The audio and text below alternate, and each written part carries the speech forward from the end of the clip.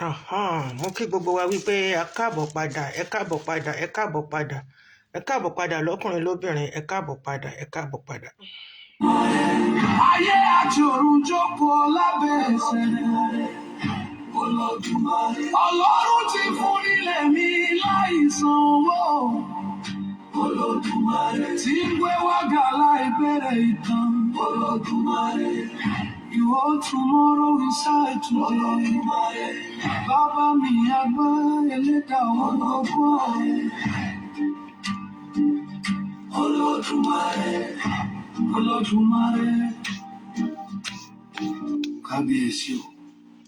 Kábíyèsí Elédùmarè ọba àwọn ọba àyàn ọgbẹ ọgá ẹlẹ́dàá gbogbo.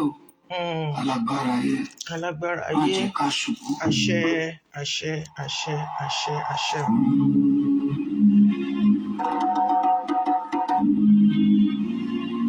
Alóde. Ọ̀ṣọ́ọ̀ṣì dé, ọ̀ṣọ́ọ̀ṣì ni o. Pọ̀pọ̀n pọ̀pọ̀n. Ọba ìwọlé. Olùṣọ́nà. Olùṣọ́nà. Nínú iná ayé kan ní pọ́bì. Ọ̀ṣọ́ọ̀ṣì. Ọ̀ṣọ́ọ̀ṣì o. Ọ̀ṣọ́ọ̀ṣì. Olùṣọ́ ìbọ̀dẹ̀ ọ̀run. Ọ̀ṣọ́ọ̀ṣì. Ọ̀ṣọ́ọ̀ṣì. Ọ̀ṣọ́ọ̀ṣì. Ọ̀ṣọ́ọ̀ṣì. Olùṣọ́ ìbọ̀dẹ̀ ọ̀run. Ọ̀ṣọ́ọ̀ṣì. Who sees me when I cannot see? Ọ̀ṣọ́ọ̀ṣì. Tani ọ̀fà tí kì í ṣiṣẹ́. Ọ̀ṣọ́ọ̀ṣì. Kò sí àṣìṣe. Kò sí àṣìṣe. Àtọ́ni sí ọ̀nà nígbà ìpọ́njú. Ọ̀ṣọ́ọ̀ṣì. Akíkanjú tí ń gbé ní àlá. Ọ̀ṣọ́ọ̀ṣì. Tani ọ̀ṣọ́ọ̀ṣì. Bẹ́ẹ̀ni ó dání. Olùṣọ́ àti ìṣe. Àyà tí ní ohun tí kò hàn. Remix. Àyà tí ní ohun tí kò hàn. Ọdẹ tí ní ohun tí kò hàn. Àyà tí ní ohun tí kò hàn. Rírí. Àyà tí ní ohun tí kò hàn. Ọdẹ tí ní ohun tí kò hàn. Remix. Guide me through the darkness. Tọ́mi. Ọ̀fàrẹ́ ni mo lẹ̀. Ọ̀fàrẹ́ ni mo lẹ̀. Who never misses? Who never misses? Who never misses? Who never misses? Who never misses? Who never misses? Who never misses? Who never misses? Tí mo bá sọnù kó, má bẹ̀rù ọ̀ṣọ́ọ̀ṣì wa. Tí mo bá sọnù kó, má bẹ̀rù ọ̀ṣọ́ọ̀ṣì wa. Tí mo bá sọnù kó, Má bẹ̀rù ọ̀ṣọ́ọ̀ṣì wà. tí mo bá sọnù kó, má bẹ̀rù Tí mo bá sọnù nǹkan, má bẹ̀rù ọ̀ṣọ́ọ̀ṣì wà. Ọ̀ṣọ́ọ̀ṣì wà tó máa wá tọ̀ mọ́. ọ̀ṣọ́ọ̀ṣì tó mi sojú ọ̀nà. Ọba rẹ̀ kò ní ṣiṣẹ́. Your arrow never fails.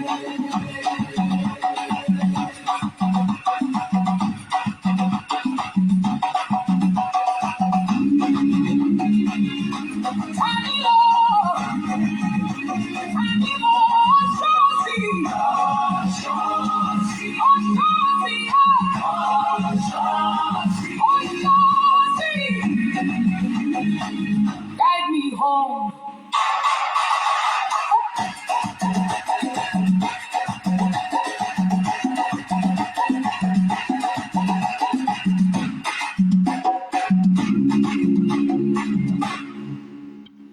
Olúwa ni jagunjagun. Bẹ́ẹ̀ ni o.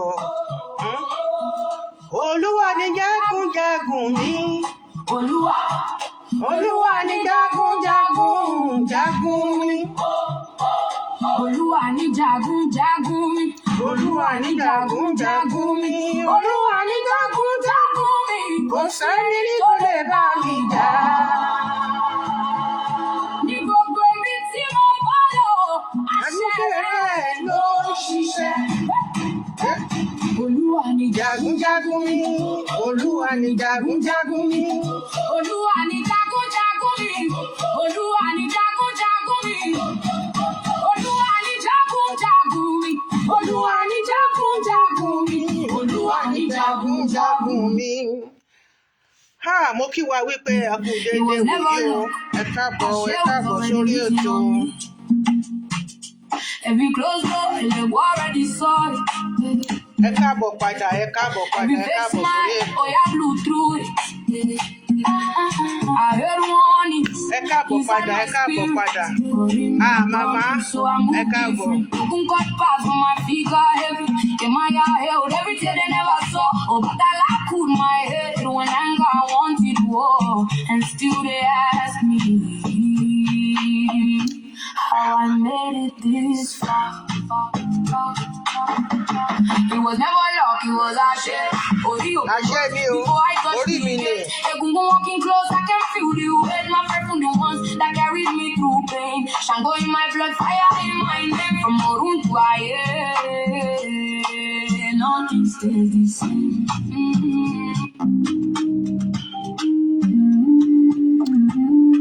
Ẹ káalẹ́, ẹ káalẹ́, ẹ káalẹ́. Tí nẹ́tíwọ̀kì sì dúró sí ẹ jẹ́ ká súré ṣe ní pápápá. Ẹ bá mi pín, ẹ bá mi tún pín, ẹ bá mi tún pín, ẹ bá mi tún pín. The universe responds to me. Gbogbo ẹ̀ ló máa dá mi lóhùn. Life is easier for me. The universe recognizes me. Bẹ́ẹ̀ ni gbogbo àgbáyé. Wealth flows constantly to me. I live a life of luxury. Bẹ́ẹ̀ ni o. I live a life of ease. Everything gets easier for me. I am not too expensive for the universe to afford. My body is in alignment. I am manifesting the life I want, even if it feels like things isn't working out for me. I am Orí mi wà lọ́nà rẹ o. My body keeps staying in alignment. Orí mi wà in alignment. Ẹsẹ̀ mi dẹ̀ yóò lànà rẹ fún mi. Láíláí. My body is in alignment.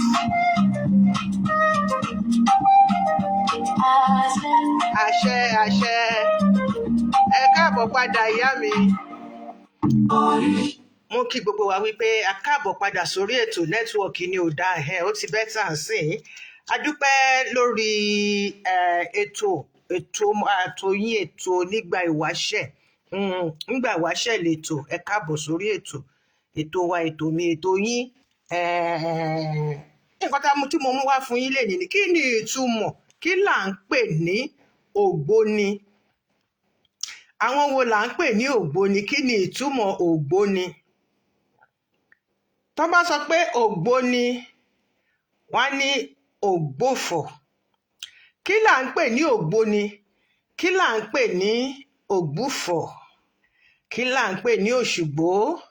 Kí là wá ń pè ní Ìledí? Ǹjẹ́ tí bá sọ fún yín pé ní Yorùbá ṣọ́ọ̀ṣì tá ń lọ yẹn gan Ìledí ni, mọ́ṣáláṣí Ìledí ni. Ǹjẹ́ ó yé wa báyìí? Kò yé wa. A ti wá mú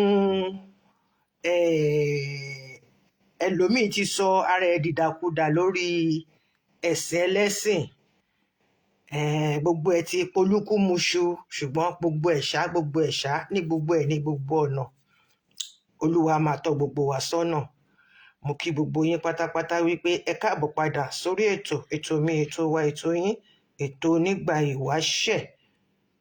Nígbà ìwáṣẹ̀ lètò à ń ṣe lọ́wọ́ ní gbogbo nẹ́tíwọ̀kì ló dojúrú. So ẹ káàbọ̀ padà o ẹ̀yin ìyá mi ẹ̀yin bàbá mi. Ẹ̀yin ìyá mi ẹ̀yin bàbá mi, mo kí gbogbo wa wípé a káàbọ̀ padà. Àwọn Facebook yìí wọ́n ṣàkàn tí ẹ̀ ń dára oríṣiríṣi ni.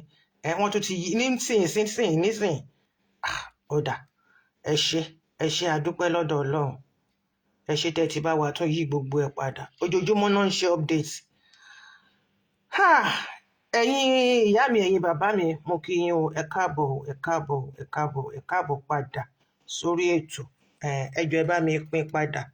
Ẹ rí i pé kó bá lè yé wa náà ni mo ṣe yí àwọn àwòrán yẹn mo ṣe yí wọn padà.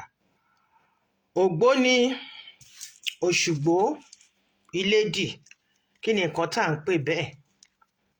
Ẹ jẹ́ kí n ṣàlàyé ẹ̀ ní bí àwọn òyìnbó bí wọ́n ṣe ṣàlàyé ẹ̀. Tóyìnbó bá fi lè kọ́, tó bá fi lè ṣàlàyé ẹ̀, torí tèmi bá fẹ́ ṣe nǹkan máa ń ṣe wọnúwọnú tán ní kí n wá sọ tẹnu mi. Ṣé mọ̀ pé they are my boys. Ó sọ ẹnìkan sí ẹ̀wọ̀n oṣù 6 kan tó ṣẹ̀ mọ̀ wípé òun náà kàn fẹ́ kọ́ ti owó ń bẹ̀ ni. Among the Yoruba in today's southern west Nigeria and neighboring regions, Ogboni called Oṣùgbó. Ogboni ni wọ́n kọ́kọ́ jẹ́ láti bẹ̀rẹ̀. Láti wọ́n upgrade sí Oṣùgbó. Lórí Oṣùgbó yẹn ló jẹ́ pé wọ́n wá upgrade sí ibi tá a máa pè ní Iledí. Kí là ń pè ní Iledí? Kí là ń pè ní Ògbóni? Kí là ń pè ní Òṣùgbó? Báwọn òyìnbó ṣe kọ́, wọ́n ní Ogboni are called Oṣùgbó. But that explanation máa ṣàlàyé ìdí tí Ògbóni fi di Òṣùgbó. Èmi á ṣàlàyé ẹ̀. Ṣe àwọn pé táwọn bá fẹ́ kọ nǹkan máa kọ́ nìkan pé ó yẹ kíwọ náà kó ronú ẹ̀.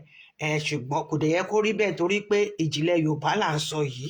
Nǹkan tó fà á tí wọ́n fi di Òṣùgbó. In some Ijebu and Egba areas developed as an association as accomplished elders who meditated between community and ilẹ̀. Onílẹ̀, àwọn onílẹ̀, the earth, the mother earth. In art, àwòrán, and in speech, the earth is treated as the morally watchful ground of society. Ṣé mọ̀ pé lórí ilẹ̀ yìí àwọn èèyàn báwa ṣe wà ń bẹ́ẹ̀ náà làwọn kan ṣe wà lábẹ́ wa. Now, Ogboni's ritual objects and lodges it tí à ń pè ní Iledí, their lodges tá à ń pè ní Iledí. Lodges yẹn mean pé ibi ìpàdé tí wọ́n ti ń ṣe ìwúre, tó ti ń ṣe ìgbìmọ̀, tó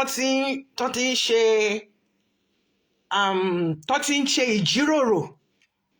Òyìnbó náà kọ́ yìí, èmi kọ́ ni mo tún kọ́, èmi kọ́ ni mò ń sọ o. I love you too. I love you. I love you. Thank you. Thank you. I love you. Thank you. Help me share and invite people. I shall restart all over ni. Tóyìnbó bá fi lè ṣẹ́rí àwọn nǹkan tó pọ̀ ní Nàìjíríà lóyìnbó ti gbé sá lọ. Ní ìdẹ̀lẹ̀ bá wọn wí. Àwọn ọmọ wa náà ni. Ànàpọ̀ nǹkan tí Tóyìnbó ti gbé lọ, tí wọn ò mọ lílo ẹ̀, tí wọn ò mọ nǹkan ohun tí wọ́n máa fún wọn, tí wọn ò mọ bó ṣe máa kì wọ́n. Ọ̀pọ̀ nínú wọn ti wà frustrated. Now they are just roaming about, entering people, the kí ni mo ti fẹ́ pè lóyìnbó náà, the innocent ones. Wọ́n á kàn wọnú wọn, wọ́n máa hùwà jákujáku jágajàga. Nítorí pé the frustration is settled there because they are not, wọn ò ṣiṣẹ́ wọn tó yẹ kí wọ́n ṣe. Wọ́n ti gbé wọn kúrò níbi tí wọ́n ti gbọ́ ohùn ara wọn. Àwọn ẹni wọ̀nyí dẹ̀ jẹ́ kí ni? Wọ́n jẹ́ ènìyàn bí èmi àti yín pẹ̀lú èdè wa. Nígbà tẹ́ gbé ọmọ Àwórì tẹ́ gbé lọ sílùú Faransé, tẹ́ wá ní èdè tẹ́ ń sọ ń bẹ̀, ó máa gbọ́. Mo mọ iye ọdún tí mo lò kí n tó gbédè. Now, hey, my sweetheart. Oh, really? Mo ṣe bódì kejì lẹ́wà ni. Bá mi lẹ́gbàá lákè báyìí sí o. Much love, my darling. Much love. Ara àwọn tẹ́gbọ̀n wọn tán rèpù mi ni, tán sọ mí dobìnrin. Àwọn tẹ́gbọ̀n wọn, ẹ̀gbọ́n wọn. Àwọn náà, àwọn tó wá senior Israel Ọládélé. Àwọn méjèèjì yẹn tẹ́ bá ti bá mi rí wọn, ẹ bá mi sọ fún wọn. Ẹ̀gbọ́n yín ló rèpù mọ́mì wa náà sọ dobìnrin, ọmọ méjì gìrìfò. ṣe rí pọ́jà yìí àná ọ̀nà tán ni. I love you my sweetheart. I thought you are in but it is well. Ẹ̀rù bà mí nígbà tí mo rí kinní yẹn o, but I love it. I love àwa ara wa ti ríra wa, wọ́n ti dá mi lóhùn, wọ́n ní báwa o báwa o báwa o. I love you my sweetheart. Be safe. Now those linked ẹ̀dán, ṣe rí àwọn ẹ̀dán tẹ̀ ń wò lọ́ọ̀kan yẹn, those figures, they are not just trinkets, they are not just nonsensical image kan tí àwọn èèyàn tí wọ́n ti fi èrú gbàbùkún lọ́wọ́ wa tó ti gẹ́ ká rò pé bóyá nǹkan satanic kan ni. If you have all these things still with you, don't sell them, don't joke with them. Lọ bèrè lọ́wọ́ àwọn ọba mi àgbà ìlú, lọ sọ́dọ̀ bàbá onífá atọ́nà, wá ṣàlàyé nǹkan tó máa ṣe tó máa fi jẹ́ pé kíni, tó máa fi jẹ́ wúlò fún ilé ayé ẹ̀. Tá bá tún wá, mo máa fi àwọn nǹkan kan hàn yín tó jẹ́ pé ti bàbá tèmi gangan. Kò ṣe pé bóyá àwọn kinní wọ̀nyí o, but fìlà tó gbé bọ̀ láti Mẹ́kà, jẹ́ kí n sọ, fìlà tí bàbá mi tó gbédé láti Mẹ́kà nígbà tí Mẹ́kà ṣì wà ní 5 naira.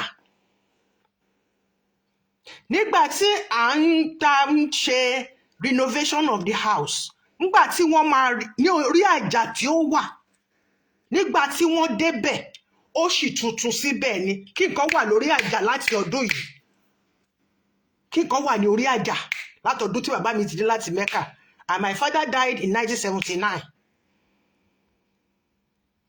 Kò kọ́kọ́ gbé sórí, kò ṣe pé bóyá wọ́n bò or something, wọ́n kàn kó síbẹ̀ ni.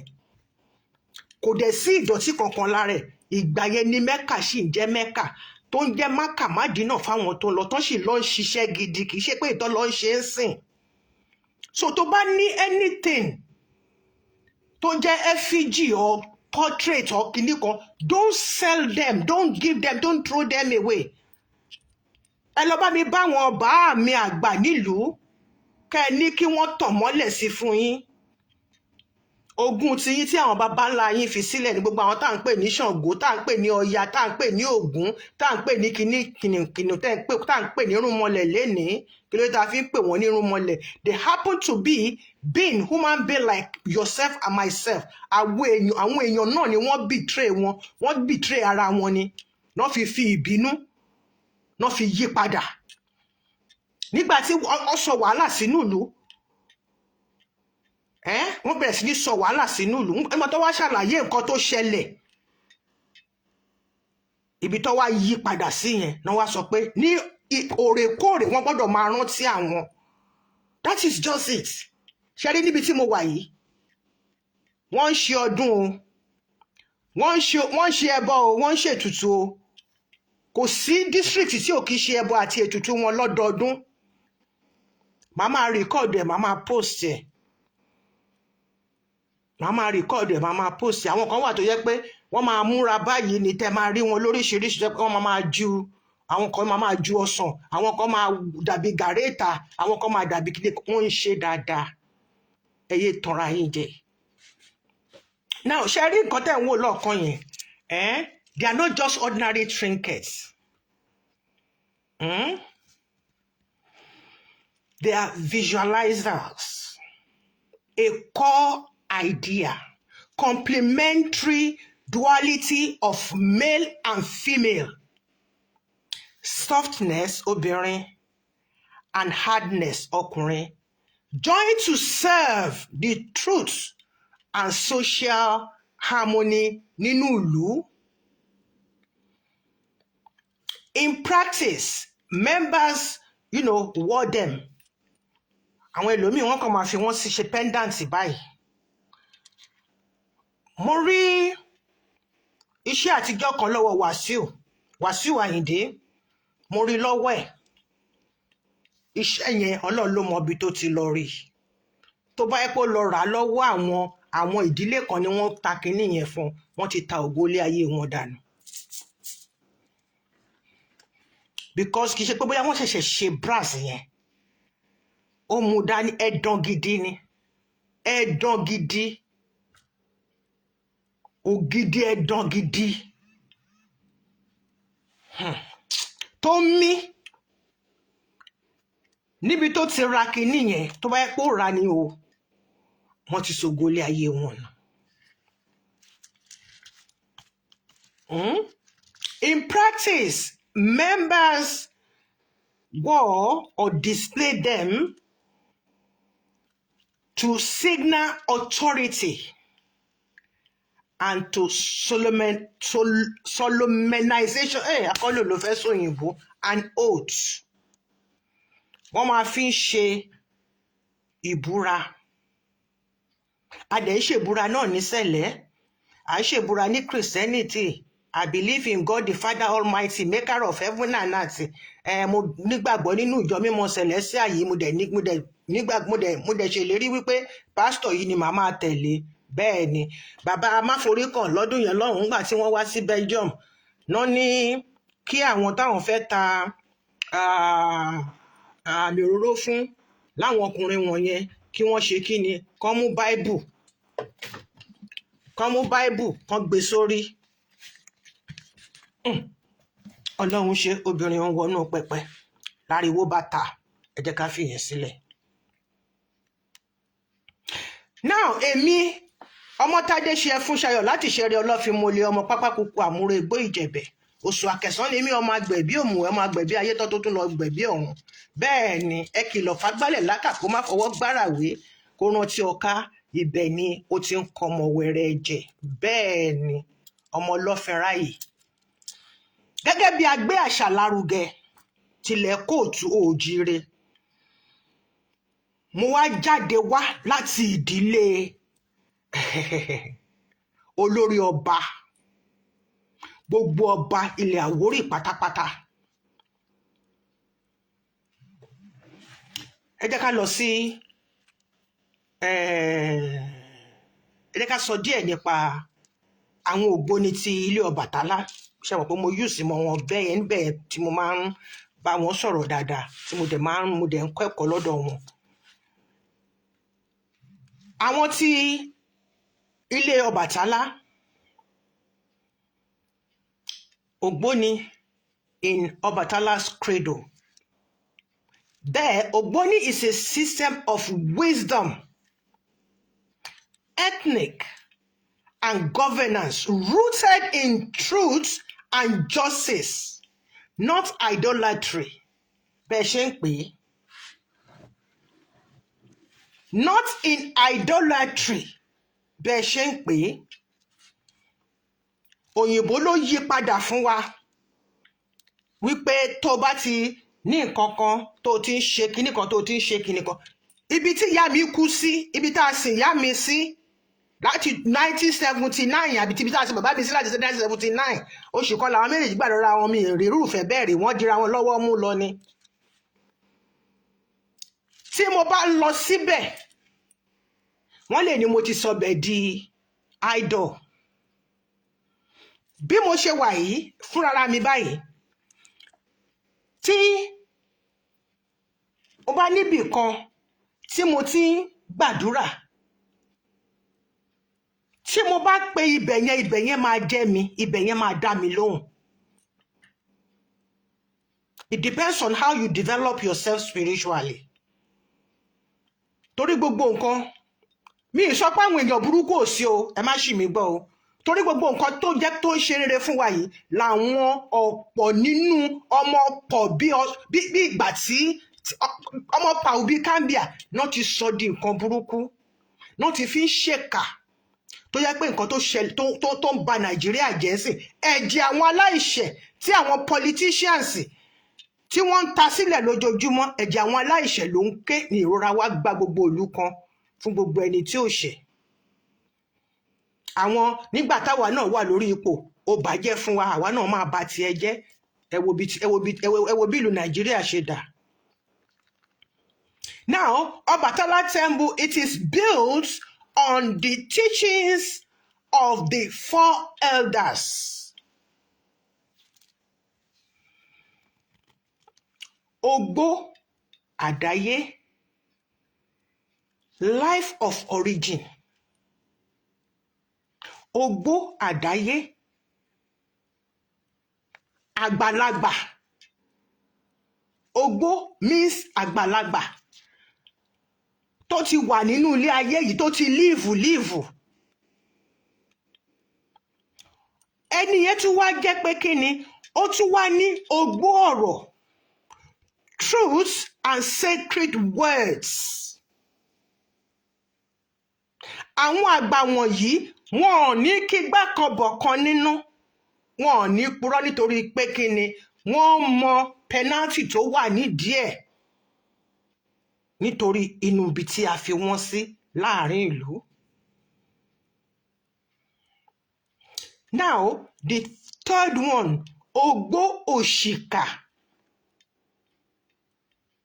justice and balance. Àwọn àgbàlagbà yẹn tí wọ́n wà nídìí ẹni tó bá ṣe ìkà tí wọ́n máa fún ní justice, kì í ṣe pé àwọn àgbàlagbà yẹn nìkan o. Àwọn àgbà wọn yẹn ló máa give justice fún ẹni tó bá ṣe ìkà, tó bá bà tèèyàn jẹ́, tó bá ragamọ́fì ìyàwó níyàwó, àbí tó bá mutí àmupara tó lọ tọ̀ sórí ibi tí kò yẹ kó tọ̀ sí lásán. Kíní ẹ máa sún kíni.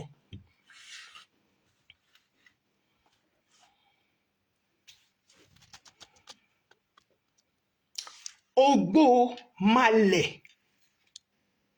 mobility and character.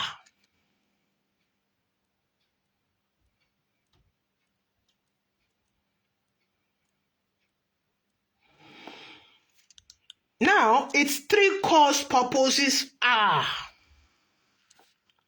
to guide people in the right living on the earth, prepare them for the world to come hereafter, to rule fairly without creating division. Àwọn bá mi nínú ìjọ tiwa tá a wà, mi ò lè sọ ti chọ́ọ̀chì mi, ìṣẹ̀lẹ̀ yìí náà ni màá sọ.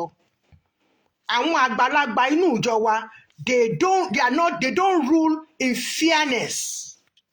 They rule in ẹni tó bá ní envelope tó ga, òun ló jẹ́ kí gbogbo ẹ̀ kó gbogbo ẹ̀ yìí. Ogboni members, they follow strict rules of integrity, respect, discretion, and unity in Obatala's temple. Okay? That is how it runs in Obatala's temple. Ogboni's highest leadership rank is Oluwo. And Oluwo is everywhere, not only in Obatala's temple. Ní Ṣẹ̀rí Ọlọ́fin-Múlẹ̀, àwa náà ní Olúwo. Ṣóyé wa, a ní Olúwo. Highest rank nìyẹn. Tí kò gbọdọ̀ kígbá kan bọ̀ kan nínú. Tí kò gbọdọ̀ sọ pé òun fẹ́ fi ọwọ́ bo nǹkan burúkú tí ọmọ tóun fi ẹpọ̀n òun bí jáde, òun fẹ́ fọwọ́ bò ó. Àwọn onílé á béèrè lọ́wọ́ ẹ̀. Ṣé mọ̀ pé mo sọ wípé ní ìgbà tá à ń dàgbà bọ̀, wọ́n máa sọ pé tó bá purọ́ nílùú o, gbogbo ìlú máa dàrú. So wọ́n kó gbogbo ẹ̀rù yẹn sí wa lọ́kàn. That is why I'm so bold to a fault. That is the more reason why I'm so bold to a fault. Ẹnìkan ló ṣe sọ fún mi pé gbogbo yẹn wọ́n ti fi gbá yín nígbà tẹ́yìn ò tí ì gbọ́ láyé àwọn ọmọ Gen Z sìn. Nígbà tí granny mi máa sọ fún mi, ìyá bàbá mi o, a ní bẹ́ẹ̀ ni ọ̀kan bá bọ́kùnrin ọ̀kan sọ̀rọ̀ lítà ìgbìyìnbá délé ṣe ló wá máa ṣìyàn gbò ó máa ṣìyàn gbò là pé tó bá bá ọkùnrin kan sọ̀rọ̀ níta pé ó tiẹ̀ kí tí ìyẹn pẹ̀ súnmọ́ra yín, ọkùnrin yẹn máa rùn lára ẹni bó bá ti ń wọlé báyìí lọ́wọ́ tó máa gbó ẹni yẹn máa ṣìyàn tó máa bẹ́yàn ṣìyàn gbò ẹni yẹn ń rùn lára ẹ̀ ẹ̀rù á máa bà ẹ̀. mo ń discuss ẹ pẹ̀lú ẹnìkan ló bá mi sọ̀rọ̀ pé ọ̀rọ̀ tó sọ lórí prógráàmù wọ́n ti fi gbá yín nígbà tó yẹ pé ẹ kúkú gàn ní ẹ̀yin ọmọ tẹ̀ síwájú, and I'm not that síwájú. I happen to be number 7 in my father's among my father's children, number 7. Kẹ́lẹ̀ mọ bí tí ọ̀nà yẹn jìn sí. Now, with all this, Ọbàtálá is òrìṣà of purity, creation, wisdom, peace, and known as òrìṣà ńlá, bàbá ayé. Nínú Bíbélì, wọ́n ní nígbà tí Ọlọ́run ní ẹ wá, ẹ jẹ́ ká dá àwọn ènìyàn láwòrán ara wa. In the Yoruba form, Ọbàtálá was there, was the leader. Was the leader. Tó wáyé pé gbogbo àwọn tó kù, èyí tó lọ mú ka eléyìí, èyí tó mú ka eléyìí, èyí tó mú àtàǹpàkò, èyí tó mú ẹsẹ̀, èyí tó mú kinní, kì í ṣe pé nìkan ṣo ló mú òdì gbogbo ẹ̀. Right? Now, the Babalawo, his highest authority, not Babalawo, Olúwo, his highest authority is the Ajé, the high priest, who embodies ìwà pẹ̀lẹ́, good character, honesty, peacefulness, and oversees rituals, initiations, and matters of justice. When you talk about ritual, people turn it around and think, wọ́n fẹ́ lọ dúnbú èèyàn ni, wọ́n fẹ́ lọ ṣe kinní kan ni, wọ́n fẹ́ lọ ṣe kinní kan ni. No. I've been saying it and I will keep on saying it. Iyì lọba ń forí bíbẹ́ ṣe, ìran ọba kan kì í mu ẹ̀jẹ̀. Kò sí ọba tó máa ní wọ́n gbé ẹ̀jẹ̀ ènìyàn fún wọn ní kóhun máa mú. Ọba tó, ẹni tó bá wà nídìí òòṣà kan tó bá ní òòṣà yẹn ó béèrè fún ẹ̀jẹ̀ ènìyàn, aláìda èèyàn ni. Òun ló ṣẹlẹ̀ sí àwọn Ìgbò tí wọ́n fi lè jókòó sínú ìlú wọn tó fi dẹni tó ń tọ́ di wandering beggars káàkiri. Ẹ wo gbogbo ibi tí Ìgbò bá dé báyìí, wọ́n máa kọ́lé síbẹ̀, wọ́n máa ṣe gbogbo ẹ̀, and they have something in them. Wọ́n máa fẹ́ take over everything. Torí pé they lack it in their country, in their own community, they lack it. In the olden days, lọ́dọ̀ wọn, tí ọba kan bá kú, wọ́n lọ fájì méje náà máa rì mọ́lẹ̀. Bẹ́ẹ̀ni kan bá ṣe nǹkan kan, justice sí wọn, wọ́n á ní kó lọ jù sínú igbó. Kò sọ̀rọ̀ pé ẹ má bínú, tamper justice with mercy. So kíní yẹn ló bà gbogbo ilẹ̀ Ìgbò jẹ́ pátápátá. Tẹ́ ẹ lè rí wọn tí wọn ò fi nísinmi nínú ilẹ̀ wọn. Kò sí bọ́n ṣe lè ṣe, wọ́n kàn lè lọ sílé ọdún ni. Ẹ rí wọn ò ní jókòó síbẹ̀ pẹ́. Wọ́n pẹ́ jù wọn náà máa lo 2 weeks. Wọ́n ti kúrò mẹ́, wọ́n ti ń padà bọ̀ lÉkòó. Kíní yẹn is still affecting them till this minute. Now, Ọba Ìṣòròmẹ̀ṣọ́ òrìṣà. Who is Ìṣòròmẹ̀ṣọ́ òrìṣà? He is the one of the highest and most prestigious title in Ọbàtálà's credo, particularly within the Àbọ̀rí lineage. Àwọn the ìran, àwọn ọmọ tí Ọbàtálá bí. Ọbàtálá bímọ bí èmi àti yín. Kì í ṣe òrìṣà, kì í ṣe ẹnìkan tí kinní kan. No. Ọbàtálá happen to be ènìyàn bí èmi àti yín tó dẹ̀ bímọ rẹpẹtẹ. Ọbàtálá níyàwó lọ́kọ olókun. Ìyẹn Yemọja. A real, for real, in all truth, in all honesty, ẹ lọ béèrè. À ń ṣàlàyé ọ̀rọ̀ fún wa ká lè bọ́ kó lóko ẹrú ni. So, it's the most prestigious title in Obatala's cradle, particularly within the Abori lineage of Ile-Ife. Okay? It translates to the king who speaks truth. Ìtùmò Ọba Ìṣòròmẹ̀ṣọ́ nìyẹn. And utter the words of the Orisha, giving messages representing the authority to declare divine will and teaches sacred word wisdom. It is held in an extremely high standard in Obatala's cradle. Okay? Now, one can only attain this rank kó tó di pé ó máa dé ipò yẹn. After first being recognized as an Oluwo, having proven deep mastery of tradition, knowledge, character, and leadership. I happen to know one Ishoro. He's so gentle to a fault.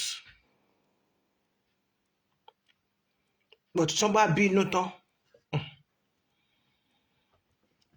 So, it is regarded as the peak of spiritual, combining the wisdom of the elders with the purity required to represent Obatala. Bí pé ká sọ pé supreme pastor. Àbí ká sọ pé Daddy G.O. Kí Ọlọ́run ọba Elédùmarè kó bá mi ràn wọ́n lọ́wọ́. Kí la wá ń pè ní lady? Kí là ń pè ní Iledí? Iledí jẹ́ ibi ìpàdé àwọn Ògbóni. Ṣùgbọ́n nísinsìnyí, wọ́n ti ń pè ní house. They now call it house. Àtúntì ta èdè wa. Bó ṣe ń pè ní Iledí yẹn, ó wà frightful. Ó jẹ́ kó ní kálukú paramọ́. Ṣùgbọ́n nísìnyí wọ́n ti kí òyìnbó bọ̀. Wọ́n ti ń pè ní house. Nítorí pé wọn ò fẹ́ kó máa pè ní lady. Kó má dàbẹ́ ní pé nǹkan kan tó ṣe kinní kankan. Lọ́dọ̀ tiwa yìí lady la ṣe ń pè.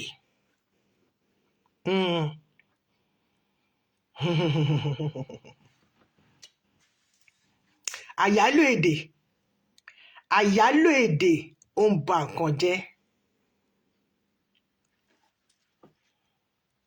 Àyálò èdè nínú ìjókòó ìgbìmọ̀ èdè ọmọ kóòtù òjíire. Ó ṣe rẹpẹtẹ. Òyìnbó sọ pé ká máa kọ́ èdè tiwọn. Ní tìpa ní tìkúùkù, àtúnsanwó lọ fi kọ́. Ìmí wọn máa fún ẹ lówó pé láti fi ṣe gọ̀ǹgọ̀ṣú èdìdà rẹ̀. Ó yá wá kó èdè wa, a máa fún ẹ lówó lọ sí tó máa lọ sí school. A máa fún ẹ ní lunch kí náà ti ń pè ticket. Tó bá tún kà tán, tó bá lè sọ tó lè kà, wọ́n á tún fún ẹ ní sátífíkẹ́ẹ̀tì, wà á tún jọyìn nìyẹn náà mọ̀. Ayé ń lọ à ń tọ̀ náà ni. Síbẹ̀ èdè wo tiwa yìí náà, èdè abínibí tiwa yìí, àti wá jẹ́ kó dà wá lọ́pọlọ rú. Wọ́n tún wá mú wọn fi dà wá lọ́pọlọ. Wọ́n tún fi dà wá lọ́pọlọ, wọ́n tún fi dàárín wa rú. Wàá máa bọ́mọ Yorùbá sọ̀rọ̀, a máa sọ pé how are you? What is your name? Ẹ káàsán sá, ẹ lẹ́ bàbá mi o. How are you?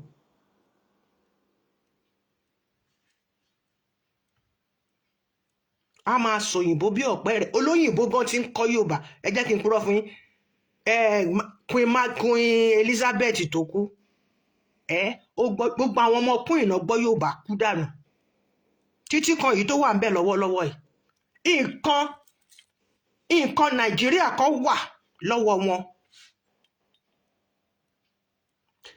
nínú Buckingham mọ́ ń bẹ̀ yẹn.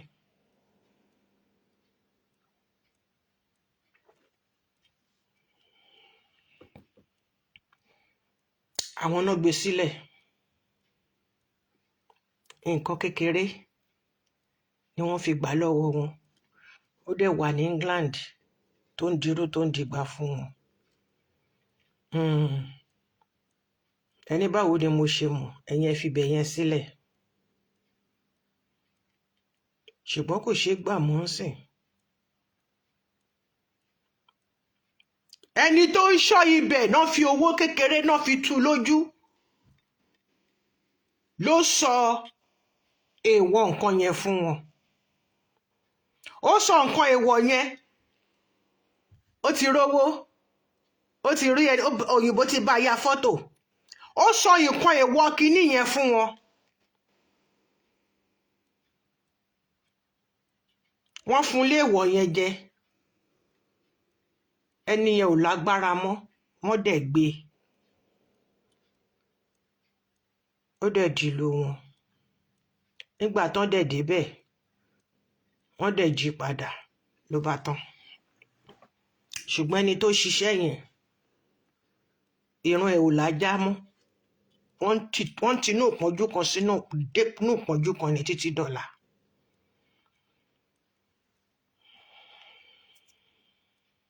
Now, Iledí, we can call it the present Red Chamber for Senate.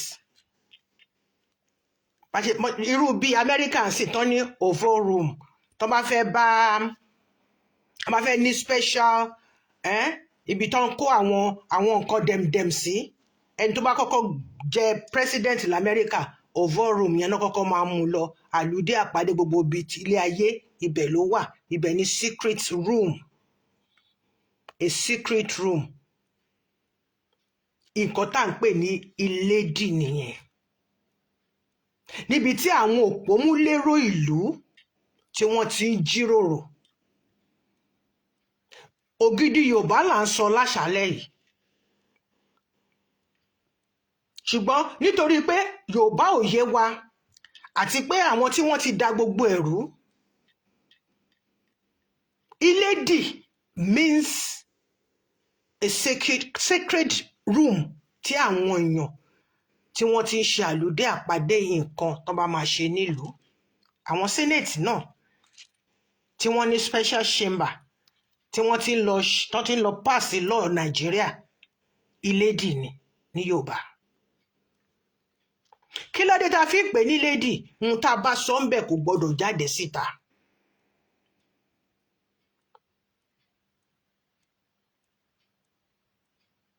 Ilé kí ẹni tó wà ń ta kí etí ẹ̀ kó di sí nǹkan tí wọ́n sọ níbẹ̀. O ò gbọdọ̀ débẹ̀ kó wá délé kó wá máa lọ ṣàlàyé. There is nothing demonic about Iledí. Very funny. Nígbà tí mo fẹ́ ṣe ètò yìí, I remember something that happened to me years back. Sweden ní kíní yẹn ti ṣẹlẹ̀ sí mi. God bless the Olùṣọ́ and the wife that invited me for a very special program. God bless them. God bless the ministry. I was so clumsy. Níbi tí mo ti ń fẹ́ máa gbé Yorùbá lárugẹ, tí mo ti fẹ́ máa sọ ọ̀rọ̀. Bó ṣe dẹ̀ pé àwọn àgbàṣẹ̀lẹ̀ yìí tó bá ti rí ẹ tó rí pé ọmọ yìí nǹkan tó máa jù sílẹ̀ lẹ̀ ó lè ba gbogbo nǹkan táwọn máa ṣe jẹ́. They will try to disturb your spirit. I was so clumsy by mentioning my grandmother and Iledí. And as it's a general word. Bá ṣe ń pè láwórí nìyẹn. Tó bá ní ìyá olóyè kan wọn náà wà ní Iledí. Bàbá yìí nǹkan wọ́n wà ní Iledí. Okay, ní ọjọ́ ìpàdé wọn ní Iledí. That is it.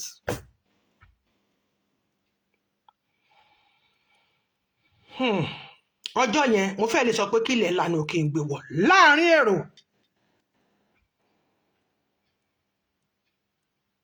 Iledí is where elders in council goes for a meeting. Níbi tó yẹ pé nǹkan tó bá sọ níbẹ̀ kò gbọdọ̀ jáde síta. Tó bá bẹ̀rẹ̀ sí ní lọ jù síta ó lè ṣàkóbá fún ìlú.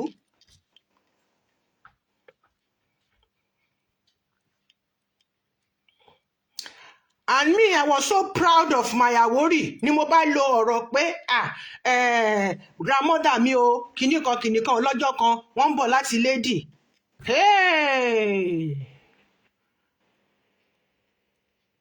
Ní program yẹn àǹtí Maggie Ọ̀ṣọ́fà wà ń bẹ̀,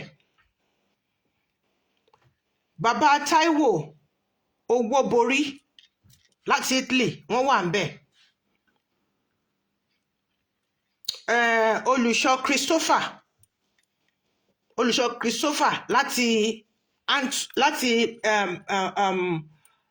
the Netherlands, Amsterdam was there.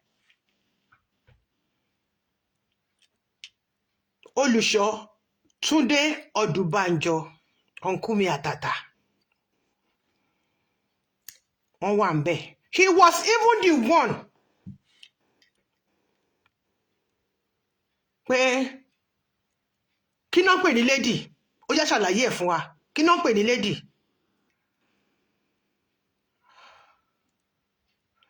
Bí mo ṣe ní grandmother mi ní kíkan ní ìkan mo fẹ́ ṣàlàyé kíní kan ní òkìní kan níbi Àwórì tèmi o ní Iledí grandma mi ń bọ̀ láti Iledí kí mo fẹ́ kàn fẹ́ fi ṣàlàyé ọ̀rọ̀ ni. Ọlọ́mọ yẹn sọ fún mi pé kí náà pè ní Iledí, mo ní ẹjọ́ torí Ọlọ́run kan tí mo fẹ́ sọ ẹ kọ́kọ́ bá mi pa gbogbo tẹlifóònù. Kí náà ń pè ní Iledí? Kí ni wọ́n ń ṣe ní Iledí? Kí náà ń ṣe níbẹ̀? Ó yá ṣàlàyé nǹkan tó ń pè ní Iledí fún wa. I was so off balance. I was so off balance and embarrassed. Bímbọ́ ọmọ ọ̀nkú mi Rántí Ọlọ́run Ṣọlá, she was there too. She was even doing recording. Mo wá sọ pé okay ẹjọ́ no recording. Mo kàn dẹ̀ fẹ́ give testimony to the glory of Jehovah Almighty ni. You see this life. Never try to disgrace anybody publicly. That same person might be the one that will back you when things go wrong, whenever things goes wrong.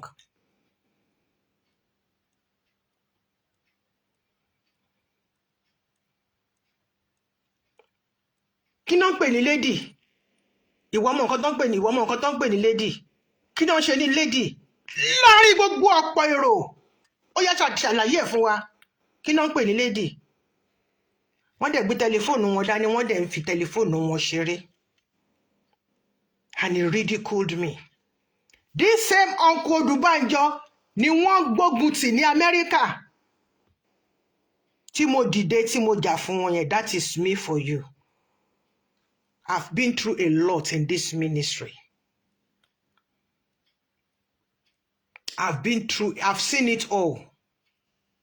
Ire ibẹ̀ ló dẹ̀ tún kù fún mi kí n máa rí. Ọmọ don suffer o. Ọmọ don suffer for this ẹ̀lẹ́.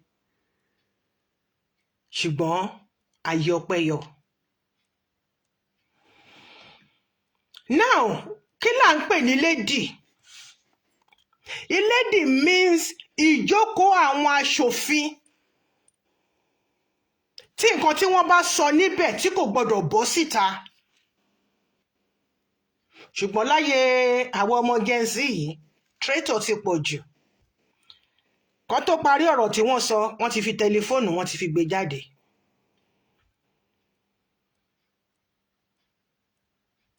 Ṣáàtì fún wọn lówó gbogbo nǹkan tí wọ́n sọ nínú ilé pátápátá wọ́n máa gbé síta.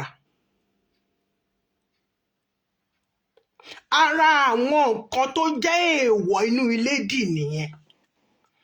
Ara àwọn nǹkan tó jẹ́ èèwọ̀ tó fi ń pè ní Iledí, tó fi ń pè àwọn tó ń wà ń bẹ̀, tó fi ń pè wọ́n ní Ogboni àti Oṣùgbo, òun nìyẹn. Iledí ò ń ṣe ibi tí wọ́n ti ń dún búyàn. Iledí is a sacred place, ibi tí wọ́n ti ń ṣe ìpàdé bí community ṣe máa tò, bí ìlú ṣe máa tò.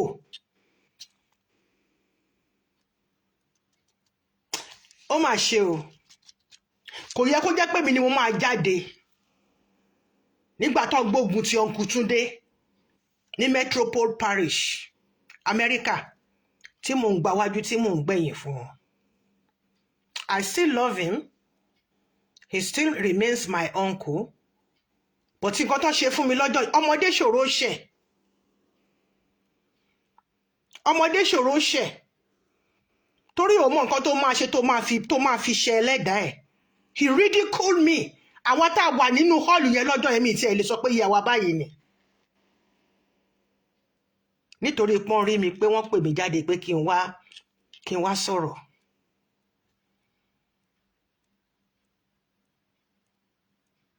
Ṣùgbọ́n mo fògo fọ́lọ́run. Uncle Túndé, ẹ mọ̀ pé mo lè rántí, ẹ rò pé mo ti gbàgbé. Mi ò gbàgbé, ṣùgbọ́n iṣẹ́ ìránṣẹ́ tèmi lèmi ṣe láti fi defend yín nígbà tí ẹ̀bùn oníhòhò tó gbógun tì yín l'Amẹ́ríkà.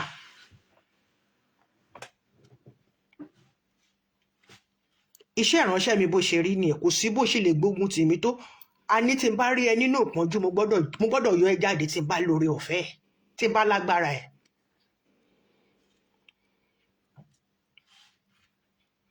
Nǹkan tó Iledí jẹ́ ilé fọ̀rọ̀síkùn bí àgbà, inú báyìí lóko ẹyẹ ń gbé. Gbogbo nǹkan tó bá sọ níbẹ̀, ìbáà jẹ́ ọmọ ẹ gangan ló ṣèdọ́dọ́ kó máa fún ní punishment, náà máa dájọ́ fún, ó gbọ́dọ̀ délé kó sọ fún. Ìbáà jẹ́ ìyàwó ẹ̀, ìbáà jẹ́ wọ gangan fúnra rẹ̀ ló ṣẹ̀, tí àwọn ìjókòó tó sọ pé nǹkan báyìí náà máa ṣe, ó gbọ́dọ̀ délé kó máa lọ fẹjọ́ sùn. Tó bá fẹjọ́ sùn, ó ti jẹ́wọ́, ó ti jẹ ìdì. Àwọn wo ló ń wà nínú Iledí fún ìlú? For example, ní Ìṣẹ̀rẹ̀ Ọlọ́fin-mo-lé tèmi, I love my ìlú o. Ọmọ Àwórì là, Ìṣẹ̀rẹ̀ Ọlọ́fin-mo-lé, olúùlú gbogbo Àwórì, olúùlú gbogbo Àwórì pátápátá. A dáa fún yín ìyá mi, ogbó àtọ́ yín, ogbó àtọ́ yín, ogbó àtọ́ yín, ogbó Àwórì, ogbó àkókò nìkó, ogbó kọrin kése. Ogbó kọrin kése. Tó fi lè gbà yín láyè pé kẹ́ ẹ máa wá bá wọn pàdé ní Iledí, wọ́n ti rí pé ẹ ti rókun, ẹ ti rọ́ṣà, ẹ ti di abẹnugọ láàrin ìlú. Tó bá yẹ pé rọ́ ni nǹkan tí mò ń sọ, ó yẹ ẹ máa dá mi padà. Ẹni tó bá sọ nǹkan tó bá ṣe nínú Iledí, ó ti dalẹ̀ nìyẹn. Kì í ṣe níṣẹ̀lẹ̀ tẹ́ máa sọ pé ẹ̀yin head of diocese ẹ jókòó ẹ ṣe mítìnì, ibẹ̀ náà ti máa orí ibi tó jókòó sí yẹn náà wọ́n ti máa táìpù, wọ́n ti máa send message jáde. Wọ́n á tún máa rìkọ́ọ̀dù gbogbo àwọn tó wà ń bẹ̀, àwọn tó wà ń bẹ̀, àwọn tó wà ń bẹ̀ nìyí. Tó o bá ṣe bẹ́ẹ̀ nílẹ̀ kóòtù òjìrè, nígbà tí kóòtù òjìrè sì jẹ́ kóòtù òjìrè, o ò ní délé pé. Bẹ́ẹ̀ ni, o ò ní délé pé torí pé kí ni? Ẹ̀gà kọ́lé, ẹ̀gà fẹnu ẹ̀tú. O ti bàlújẹ́, o ti dàlúwó.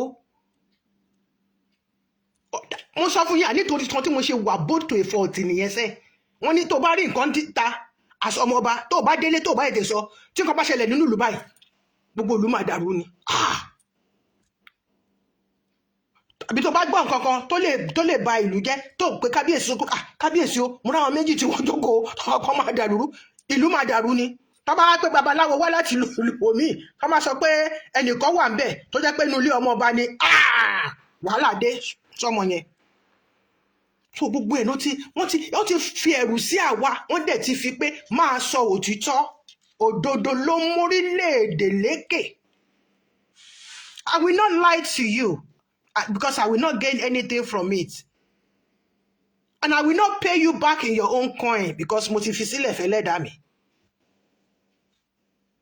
Pẹ̀lú gbogbo bí ọkọ̀ tó wọ́n ṣe ọkùnrin tó jẹ́ Odùbánjọ bó ṣe embarrass mi ní Switzerland lọ́jọ́ yẹn nínú hall tó kún fẹ́rò bíbà.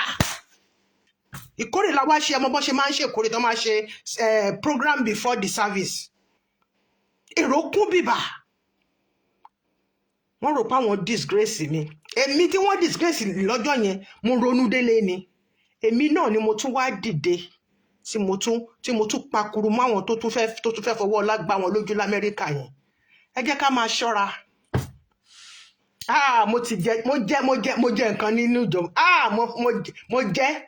Mo jẹ nǹkan tó ń pè ní Ọlọ́run má jẹ́ àjìyà. Ṣùgbọ́n ògo fọ́lọ́run lókè ọ̀run, olújọ mi mọ́ ń san fún mi. Ṣèbí mi ni mò ń sọ̀rọ̀ yìí. Àbí mi kọ́ lójú mi ń gbà, lójú mi rè tètè yìí. Níṣẹ̀rí ọlọ́fin mo lè tèmi ti wá. Ògbólí la máa ń pè wọ́n, ògbólí lédè Àwórì, ògbólí mi. A ní ògbólí ẹ ń wọ́, ilé wọ́, pé àwọn bàbá mi ẹ ń kọ́, ilé ń kọ́, ògbólí wọ́, ilé wọ́, èdè mi nìyẹn. Ṣùgbọ́n ní general Yorùbá a máa sọ pé Ògbóni. Àwọn wo wà ní Ògbóni? Ìtumọ̀ Ògbóni ni àwọn ogbó ẹni. Barrister kọ orin kan gbà tó di ọmọ 40 years. Ẹnikẹ́ni tó ẹmọ̀ kan máa sọ pé a fool at 40 is a fool for life. Tó bá ti wọ 40 ọdún, o ti ń bọ́ sí kátígórì Ògbóni, o ti ń di àgbàlagbà. Tó yẹ pé tán bá gbé ẹjọ́ wá, ó yẹ kó o jókòó kó o sọ nítùbí nùbí. Ẹni tó bá jàre kó o dá láre, ẹni tó bá jẹ̀bi kó o dá lẹ́bi. O lè ní ó yá nítorí pé o fi ọwọ́ lágbá eléyìí lójú, ó yá lọ ra kóòkì kí gbogbo wa kájọ jókòó kájọ mú, àbí kó lọ ra ṣìnáàpù wá ká fi wúre kí àwọn àgbà kan bá wa yọ́nú sí ló bá tán. Ṣùgbọ́n o gbọ́dọ̀ gbẹ́bí fáláre kó gbáre fẹ́ lẹ́bi. Ṣùgbọ́n nísìn anybody that is above 40 years can be addressed as Ògbóni, ogbó ẹni, ẹni tó ti dàgbà, ogbó ẹni. Irú èmi yìí sìn, I'm after 60. Mo ti di Oṣùgbo. Wọ́n lè fi mí sínú ìgbìmọ̀ Oṣùgbo.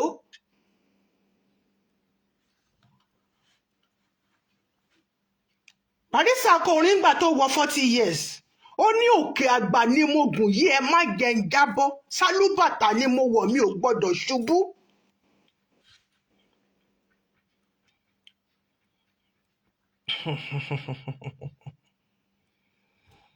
Meaning ọmọ 40 years kì í ṣe ọmọdé mọ́. Ó gbọ́dọ̀ ní ọgbọ́n, ìmọ̀ àti làákàyè láti máa ṣe àtúnṣe nínú ilé láàrin ìlú tí nǹkan bá fẹ́ dàrú. Ṣùgbọ́n àwọn bàbá wa 80, 90 àwọn náà ń dàlú Nàìjíríà rú sí. Gbogbo wọn náà dẹ̀ wà nínú Òṣùgbó yìí. Gbogbo wọn náà inú ilé Òṣùgbó yẹn náà ti lọ jókòó tí wọ́n ti ń lọ ṣe àlùdé àpàdé ọ̀rọ̀ Nàìjíríà. Tán dẹ̀ ń ṣe kíni, tán dẹ̀ tún fara wọn lẹ́sẹ̀, tán fara wọn lẹ́pa. Wọ́n ti fúnlẹ̀ léèwọ̀ jẹ. Wọ́n ti lu jìbìtì ara wọn, wọ́n ti dalẹ̀ ara wọn. Ohun tó ṣe fún mi máa ṣe dọ́bù ẹ̀ padà fún ẹ. Òun ni nǹkan tí bàbá Tinubu tó ń fèsì lọ́wọ́lọ́wọ́ yìí. He did bad. Kò wá jẹ́ kí gbogbo nǹkan tó ń ṣe tó dáa kó hàn.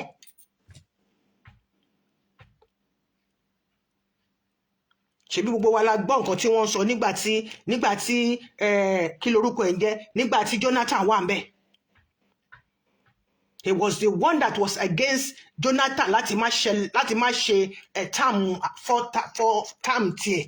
Tó yẹ pé ti Yar'Adua, ọdún méjì tí Yar'Adua nìyẹn parí náà gbógun tì. Ẹni bá dalẹ̀ máa bálẹ̀ lọ, kò sí ni Nemesis, Waterloo ni it will surely meet you.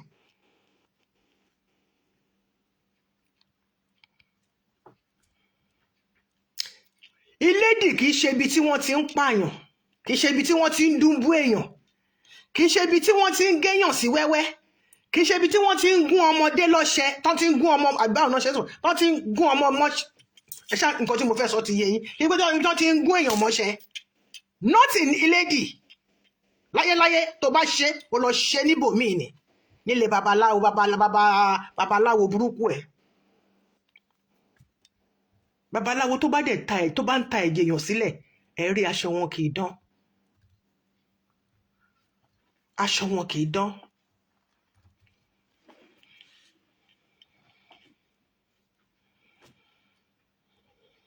Wọ́n ń bó èèyàn jẹ́ ń bẹ̀. Bá a ṣe ń rí nínú Nollywood film, tá a máa rí tí wọ́n máa kó gbogbo ẹ̀ jọ́gànjọ́gànjọ́. It's just a film. Àwọn èèyàn náà dúró síbẹ̀ tán record ẹ̀. Uncle mi Ọlátọ́lá Films Nigeria Limited lálàjì máṣá. So àwa máa ń wò ńgbà táwọn bàbá sàlá tán máa kó gbogbo àwọn iṣẹ́ tí wọ́n bá ṣe wá, tán máa kó wá, tán máa edit ẹ̀, tán máa sọ pé kán fi lè síbẹ̀, kán fi lè síbẹ̀, tán máa ṣẹ̀ṣẹ̀ tó máa ṣẹ̀ṣẹ̀ dojúdí fíìmù.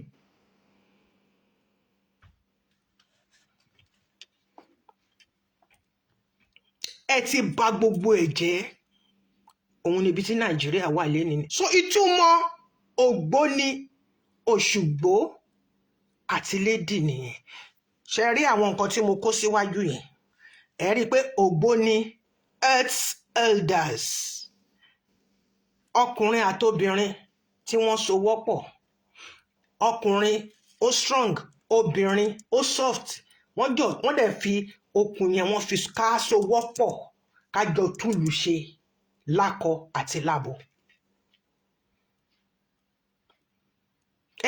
Àwọn ERF o, kíní kan o, kíní kan o. Do you know the meaning of it? Àbí ROF àbá ọ̀lẹ́ ṣe ń pè. Ṣe rá àwọn nǹkan tí wọ́n kọ síbẹ̀ yẹn, mo máa wá ṣàlàyé ẹ̀ fún gbogbo wa. Bẹ́ẹ̀ ni àṣẹ Èdùmàrè, àṣẹ ìyá mi, àṣẹ.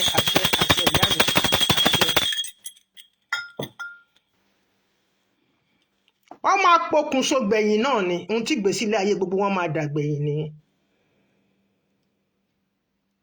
Ǹjẹ́ yín lè bìlífù wípé ayọ̀ òrìṣà jẹ̀fọ́ tó ń sọ pé òun ayọ̀ òrìṣà jọ̀fọ́ ọmọ kí lorúkọ ṣẹ̀kírí eré ayẹn ni. Ta ló mọ̀ ROF, God bless you jàre ìyá mi. Ta ló mọ̀ pé lọ́wọ́lọ́wọ́ yìí kánsà tó ń bà fà gbogbo inú ẹ̀ ní kánsà ti jẹ tán.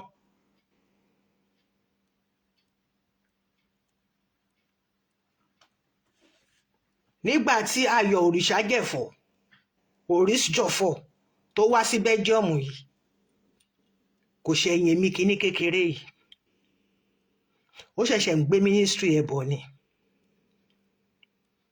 Ọmọbìnrin kan fò dìde báyìí tọmọbìnrin yẹn fẹ́ lọ àtàkì tó da oríṣiríṣi kíní sílẹ̀.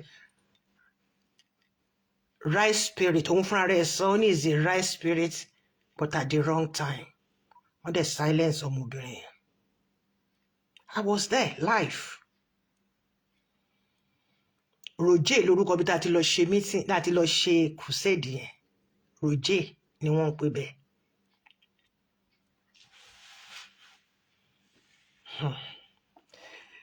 Ìdánté o TD ti wà lẹ́yìn o.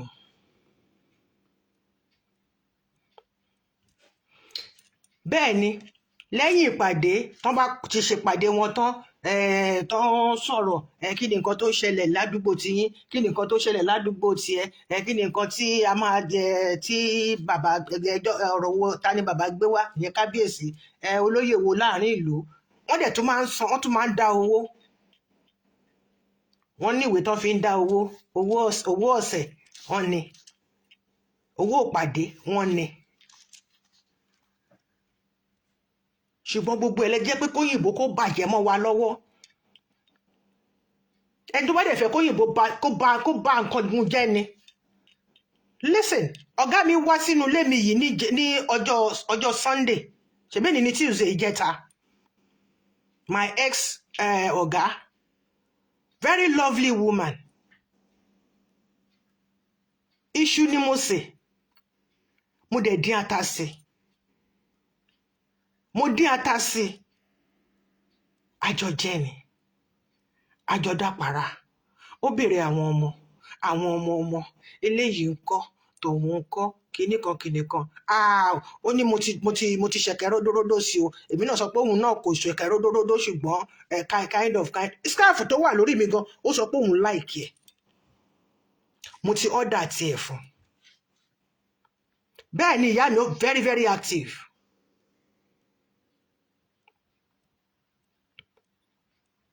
What nonsense!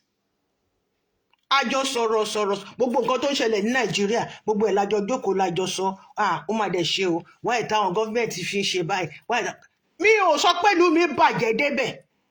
Ó tún sọ fún pé kí ni nǹkan tí mo wá fẹ́ ṣe é sìn kíní kan mo ní mo feel like máa lọ sí Nàìjíríà fún holidays nǹkan bẹ́ẹ̀ ó ní faith ó ní no don't go to Nigeria because now with all that we are seeing on Kíní don't go there it's not safe. Bọ̀ kò sọ fún mi pé mi ò lè lọ láéláé.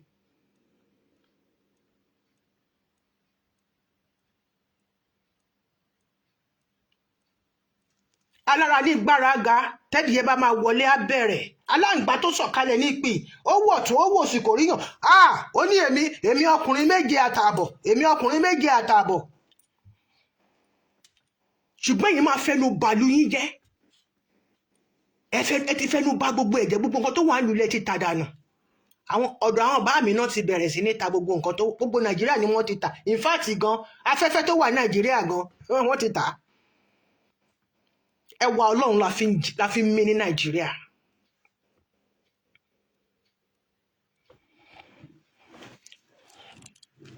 After each meeting ní Iledí wọ́n á jẹun tó yà ṣe bá kàn wọ́n á jẹun wọ́n á mọtí wọ́n á bu obì wọ́n á ṣe gbogbo ẹ̀ wọ́n á dẹ̀ máa lọ ilé ló bá tán.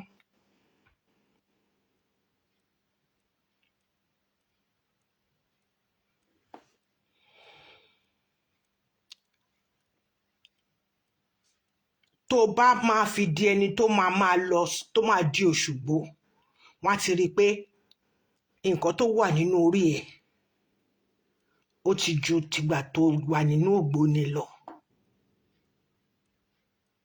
Yes.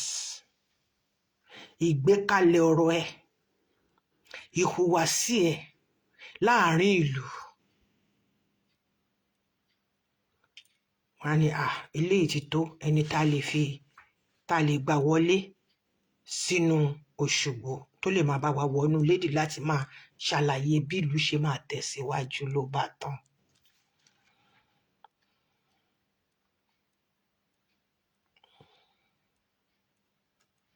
Iledí jẹ́ nǹkan tí inú ilé tó yẹ pé nǹkan tó bá ṣe níbẹ̀ kò gbọdọ̀ jáde síta sétí ẹlòmíì toró máa ba nǹkan jẹ́. Ṣùgbọ́n nísìn ìtẹ́ ẹ̀ sọ nínú ṣọ́ọ̀ṣì gan kẹ́ ẹ tó sọ tán wọ́n ti gbé jáde síta.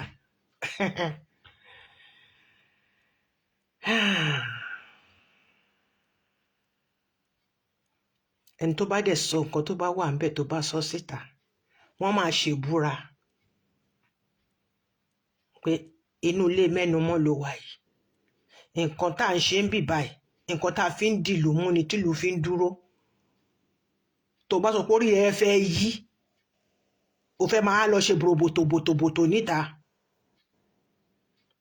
it's impossible. Àbí kó sọ pé o fẹ́ gbógun ti ẹnìkan tó wà tẹ́jọ wà nínú ilé yẹn it's not possible.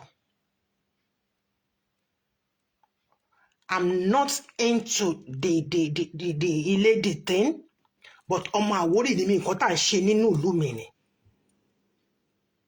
Mo láwọn àbúrò ń bẹ mo láwọn ẹ̀gbọ́n ń bẹ mo láwọn àbúrò nínú Ògboni mo láwọn àbúrò nínú Òṣùgbó tí wọ́n dẹ̀ lọ sí Iledí. Àwọn tó wà ní Iledí náà máa ṣe àlùdé àpadé nǹkan tó ń lọ nílùú lọ́sẹ̀ máa wá lọ gbé kalẹ̀ fún àìdá baálẹ̀ ọ̀ kábíyèsí ìlú.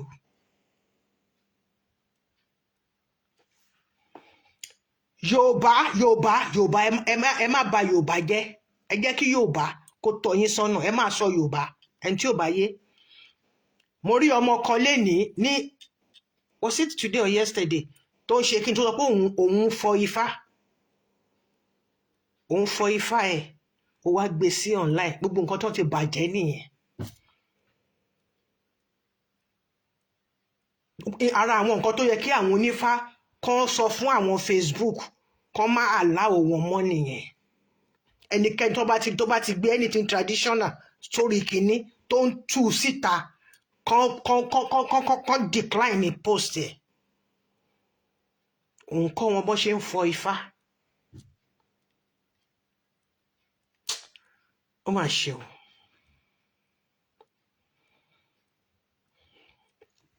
Bí mo ṣe sọ fún wa, Ogboni means elderly aged person. Ogbó ẹni tójú ẹ̀ ti rókun tó ti rọ́ṣà tó jẹ́ pé Ọlọ́run ló ní kó má fọ̀ bí tèmi ń bí.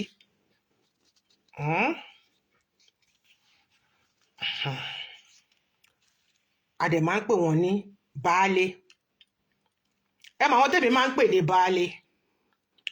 First child of a family tó jọkùnrin, baálé ni mo máa ń pè wọ́n. First child tó jọkùnrin nínú family, baálé ni mo máa ń pè, nítorí pé òun ló ṣíwájú.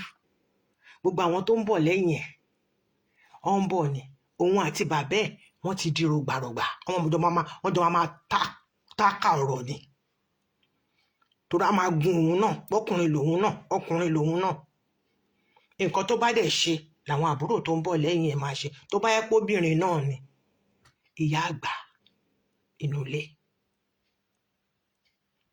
Make your child knows that bóun ṣe jọkùnrin yẹn o, òun ti di àgbàlagbà inú ilé.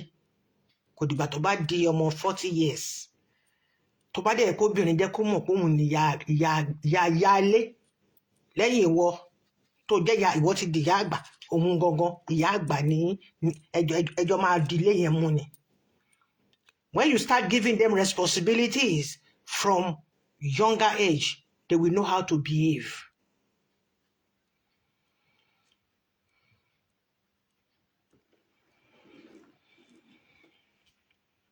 Lẹ́ni yìí, pẹ̀fù ẹ̀lẹ̀, olè, jìbìtì, òun ni wọ́n ń jà káàkiri. Kò s'Ógboni gidi mọ́, kò s'Óṣùgbo gidi mọ́, ṣùgbọ́n alálẹ̀ máa ń mú un gbẹ̀yìn ni.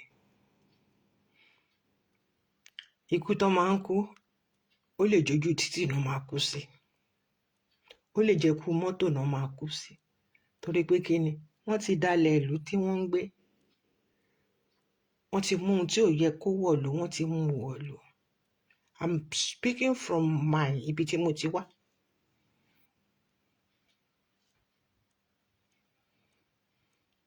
Friendship apanilẹ́kúnjayé ló kù sí. Kò sí nǹkan tó ń j'Ógboni gidi mọ́. Àwọn tó ń ṣe ṣì ń ṣe o. Àwọn tó mọ nǹkan tó dúró lé lórí. Tó bá wà nínú ẹgbẹ́ Ògboni tó bá ń ṣe tọkàntọkàn, tó ń ṣe ẹ̀tọ́ ẹ níbẹ̀, wọ́n á rò pé ó jalè ni. Wọ́n á rò pé ó ṣẹ́ṣó ni. Á máa dùn, á máa dán fún ẹ, á máa dùn, á máa dán fáwọn ọmọ ẹ̀.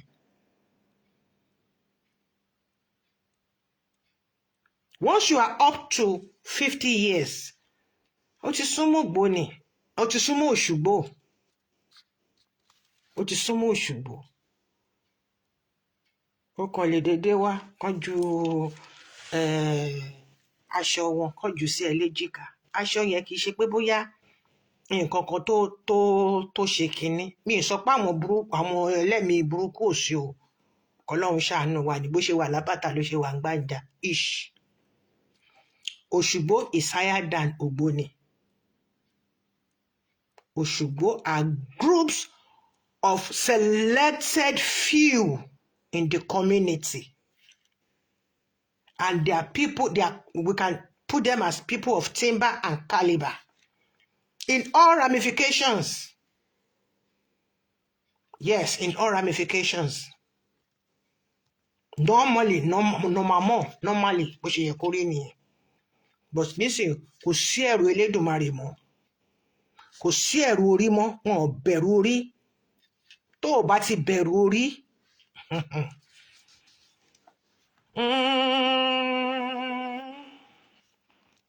o ò bẹ̀rù orí,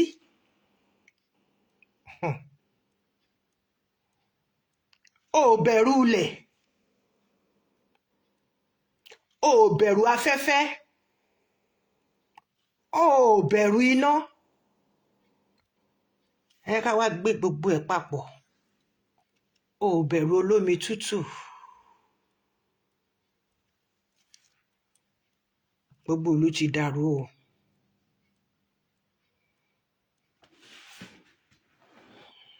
gbogbo ẹ ti dàrú o ò bẹ̀rù orí, o ò bẹ̀rù ilẹ̀, o ò bẹ̀rù ẹni tó kọ́kọ́ jí láàárọ̀, àwọn tó kọ́kọ́ débẹ̀ tó kọ́kọ́ fi ọkọ́ kọlẹ̀, ẹni tó kọ́kọ́ fẹsẹ̀ tẹbẹ̀, o ò bẹ̀rù ẹ̀. gbogbo nǹkan tó sọ pé satanic ni kì í ṣe satanic. tó o bá bẹ̀rẹ̀ sí ní ṣe wàá rí yàtọ̀ nínú ilé ayé ẹ̀. kó o jí láàárọ̀ kó o bomi tútù sílẹ̀, ó máa tùbà ó máa tùṣẹ́ fún ẹni. jí láàárọ̀ Monday kó jọ gẹ̀dẹ̀, kó fi wúre fẹ́lẹ̀ dá ẹ̀, kó dẹ̀ fún ẹ. kó o jí láàárọ̀ kó bomi tútù sínú ẹlẹ́dàá ẹ̀ báyìí láì tí ì fẹsẹ̀ kanlẹ̀, láì tí ì sọ bẹ́ẹ̀ni kankan sọ̀rọ̀, kó o bọ orí ẹ̀, kó o fi omi tútù kó o fi bọ orí ẹ̀, kó o pàṣẹ sí. kó o sùn ní hàhà ìkàkà báyìí gbalaja ní bímbí, kó o bomi sórí ìdodo ẹ̀, kó o fi pàṣẹ sínú ilé ayé àwọn ọmọ ẹ̀.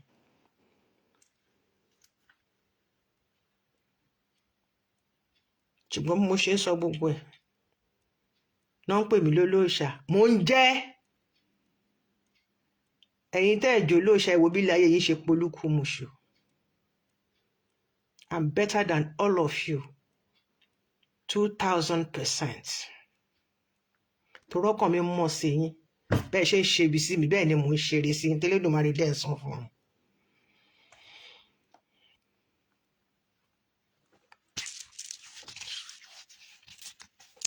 a dúpẹ́ lọ́wọ́ Elédùmarè fún ti àṣálẹ́ yìí, ibi tí a máa mú ètò náà tá a máa fàdà gbá ẹ̀rọ sílé yìí. Ìtùmọ̀ Ogboni, ìyàwó Àwórì wípé lògbólì Oṣùgbo Oṣùgbo Oṣùgbo àwo Oṣùgbo àwo àgbàlagbà Oṣùgbo àwo ire o Oṣùgbo bàbí Oṣùgbo ẹ̀yin ìyá o Oṣùgbo àwo àgbàlagbà Oṣùgbo àwo ire o. níbi tó ti ń sẹkún dẹ̀rín, tó ti ń sọ̀bànújẹ́ dayọ̀, tó ti ń wá ìlọsíwájú fúnlù, òun ni péjọpọ̀ àwọn Oṣùgbo. bẹ́ẹ̀ ni ìyá mi ọ̀gẹ̀dẹ̀ lajé ń jẹ ní Òtúfẹ̀. kó o jẹ ọ̀gẹ̀dẹ̀ tán kó o lá oyin sí i, kó o wá momi tútù sí i. wọ́n á rò pé bóyá o ṣẹ́ṣó owó ni, àánú máa wọlé, inú ẹ̀ máa dùn nígbà yìí. ṣùgbọ́n bó bá ṣe ń ṣe, má robi sẹ́nikẹ́ni o. tó bá robi séèyàn kò dáa. ó gbọ́dọ̀ máa ṣe àwọn nǹkan dídùn dídùn wọ̀nyí kó tún wá máa ṣe, kó máa ro nǹkan burúkú àbí kó máa ṣe nǹkan burúkú. tásìkò rèké bá dé, ra rèké kó jẹ́, kó gbómi ẹ̀mí. ó gbọ́ àtọ̀ ìyá mi, ó gbọ́ àlàwòrè, ó gbọ́ àkókò nìkó. pa àgbàlagbà Òṣùgbo Òṣùgbo àwo Òṣùgbo àwo àgbàlagbà Òṣùgbo àwo ire o Òṣùgbo Òṣùgbo àwo Òṣùgbo àwo ògbùfọ̀ Òṣùgbo àwo ire o. kí náà pè lógbùfọ̀?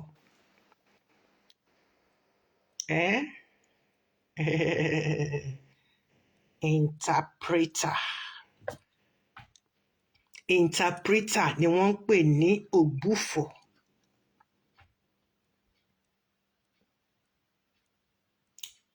Ṣé ti gbọ́ tàṣálẹ̀? Ẹ ṣé ìyá mi, mo dúpẹ́. Èmi náà dúpẹ́ lọ́wọ́ Elédùmarè. Mo dúpẹ́, ẹnu ọpẹ́ yín ò ní kan ìyá mi, gbogbo àtọ̀ yín.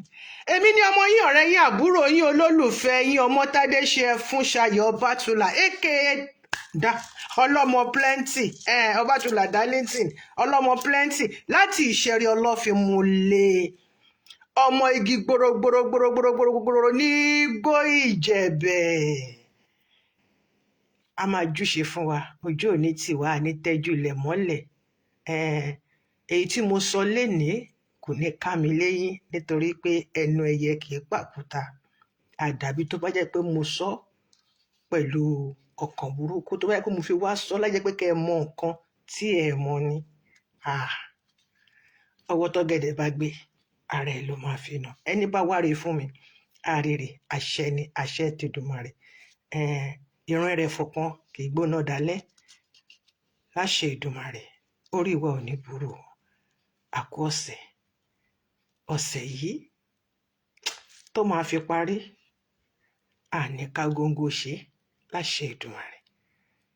Ẹrù tábíamọ kì í tú, wọn ní gbé wá ká èmi àti yín mọ́lẹ̀. Ẹ jọ̀ọ́, fún gbogbo àwa Kìrìsìtẹ́nì, ẹni ìmọ̀ tí mò ń ṣe ń bẹ̀, bóyá lẹ mọ̀ pọ́rọ̀ mi Ọlọ́run ló yé. Ìyá yìí ń jẹ́ kó rí mi. Yorùbá gidi náà fi ń dá mi lóhùn, wọ́n láṣẹ wà. Kí lẹ̀ ń pè ní wà? Tẹ́ bá máa gbàdúrà ẹ ní Holy Ghost fire, bẹ́ẹ̀ náà ni wà mí nì. Wà àṣẹ ni, àṣẹ ọ̀run ògún kò yí padà.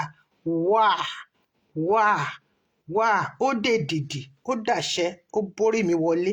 Bẹ́ẹ̀ ni, ó wọnú ẹ̀jẹ̀ ara mi lọ. Àti omi tó wà ń bẹ̀. Be good to people. Stop being evil. Stop being selfish. Stop being evil. Stop being selfish. Nítorí pé wọ́n fún mi ní ambassadorship lásán, ọ̀pọ̀ ẹ̀yin ọmọ Celestial lè bá mi sọ̀rọ̀ mọ́. Èyí tó unfriend mi, èyí tó block mi. Nítorí kíni? Nítorí pé ẹ gbọ́ Yorùbá. Yorùbá ò yé yín, ẹ ti ta gbogbo èdè yín dànù. Ohun tí wọ́n gbé lọ ní Nàìjíríà tó wà nínú special room ní Buckingham Palace.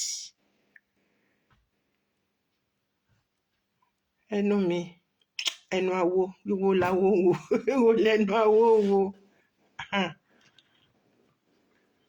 Ẹ̀yin ọ̀dẹ̀. Gbogbo nǹkan. Bíbélì ọ̀hún kúkú tún mọ̀. Quran ọ̀hún, Al-Quran Karim tẹ́ ń gbé kiri, èmi Táwàkálítù lórúkọ mi. Tán fi pa ẹran sí mi, tán fi pa ẹran ọjọ́ mẹ́jọ, tán fi sọ̀rọ̀ sí mi létí. Nígbà tí mo ṣe rìbọ mi, wọ́n ní faith, ìgbàgbọ́ nínú Olúwa. Táwàkálítù, mo bọ́ lọ́n dúró. Mo tún wá ń jẹ́ ẹ fún Ṣayọ̀ Ọmọ́tádé ṣe. Orúkọ adé mi ni Ọmọ́tádé ṣe, torí I'm a daughter to a first class ọba. Olórí ọba gbogbo Àwórì pátápátá. Ọmọ ọba ni mí. Ìyá ọba ni mí. Ọba lèmi gangan fúnra mi láyé ara mi. Ṣé ẹ rí pé ayé yín ti I love you all. Mo nífẹ̀ẹ́ everybody o. Mo dẹ̀ dúpẹ́ lọ́wọ́ gbogbo ẹ̀yin ìyá mi, ẹ̀yin bàbá mi. Ẹ má bínú, nẹ́tíwọ̀kì ló jẹ́ ká tún start all over again because mo rí i pé ẹ ti pọ̀ lórí the other one yẹn, but ẹnu mi ń ṣe bákan lórí kinní, kò dẹ̀ ní dáa ni mo ṣe padà wá. Òṣùgbó, àwọn ògbó ènìyàn, àwọn tán ti gbó kákáká, Ogboni, Sẹ̀mígbó, Iledí, ibi tí wọ́n ti ń ṣe àlùdé àpàdé ọ̀rọ̀ bí ìlú ṣe máa dáa. nǹkan tó ń pè bẹ́ẹ̀ nìyẹn. Àwọn politicians àwọn ni wọ́n máa ń lọ síbẹ̀. Àwọn politicians ló máa ń lọ síbẹ̀ tó máa ń ọlọ́mọ àti tó bá ti lọ kí ló dé tí ẹ̀ ń ṣe ní Iledí tiwọn ní Nàìjíríà nù. Kí làwọn politicians ń ṣe ń bẹ̀? Olè náà ni wọ́n ń jà. Ẹ̀yin tẹ́ wá ń pe Iledí yín tẹ́ ń pè ní house ẹ gbádùn Iledí ní Iledí ń jẹ́ ilé awo, ilé nǹkan tó bá sọ níbẹ̀ tẹ́ ẹ gbọ́dọ̀ máa lọ sọ níta débi tí àṣírí pílánì tí ẹni fún ìlú tó fi máa tú síta. Nǹkan tó ń pè ní Iledí nìyẹn. Ọ̀rọ̀ tèmi àti yín bá tá a bá jọ sọ lẹ́yìn ilẹ̀kùn Iledí ni, wíwo lẹ́nu awo ń wò. Mo kí yín o, Ogbó Àtọ̀ o, ẹgbẹ́rẹ o, a máa júṣe fún gbogbo wa láṣẹ Èdùmàrè. Ó tún dìgbà kan náà ní kòpẹ́kòpẹ́ láṣẹ Èdùmàrè tá a máa tún padà sórí ìjìnlẹ̀ Yorùbá nígbà ìwáṣẹ̀. Ire o, ire kàǹkà, ire kàbìtì. Ìyá mi Adélékè, mo dúpẹ́ lọ́wọ́ yín. Ẹ ṣé tẹ́ wà pẹ̀lú mi nínú ìjìnlẹ̀ Yorùbá. Ogbó Àtọ̀, Ogbó Àtọ̀, Ogbó Àtọ̀ yín, Ogbó Àtọ̀ yín. Mo kí gbogbo yín o.